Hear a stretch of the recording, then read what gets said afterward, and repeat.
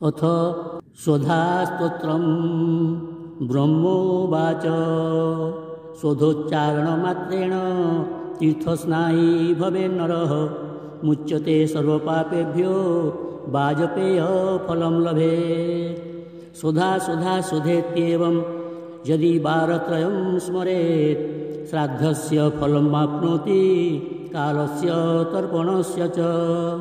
श्राद्धकाले स्वधास्तोत्रं यः शृणोति समाहितः लभेत् श्राद्धशतानां च पुण्यमेव न संशयः।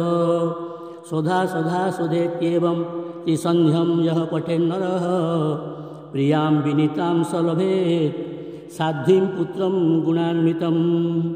पितॄणां प्राणतुल्यात्वं द्विजजीवनरूपिणी श्राद्धाधिष्ठातृदेवी च श्राद्धादीनां फलप्रदा।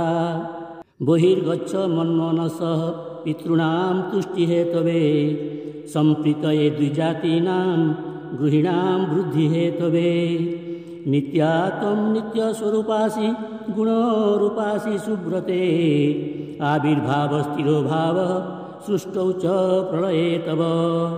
ॐ स्वस्तिश्च नमः स्वाहा स्वधा तं दक्षिणा तथा निरूपिताश्चतुर्वेदो षट्प्रशस्ताश्च कर्मिणां। पुराशिस्तं स्वधा गोपी गोलोके राधिका सखी ऋतोरसि स्वधात्मानं कृतं तेन स्वधा स्मृता। इत्येव मुक्ता स ब्रह्मा ब्रह्मलोके च संसदा तस्थौ च सहसा सद्यः स्वधा साविर्बभूवः। दत्ता पितृभ्यः प्रददौ तामेव कमलाननां तां सम्प्राप्य यजुस्ते च पितरश्च प्रहर्षिताः।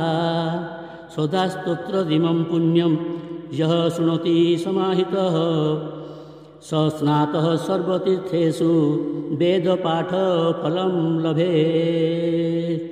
इति श्री ब्रह्मवैवर्त महापुराणे प्रकृतिखण्डे ब्रह्माकृतं स्वधास्तोत्रं सम्पूर्णम्।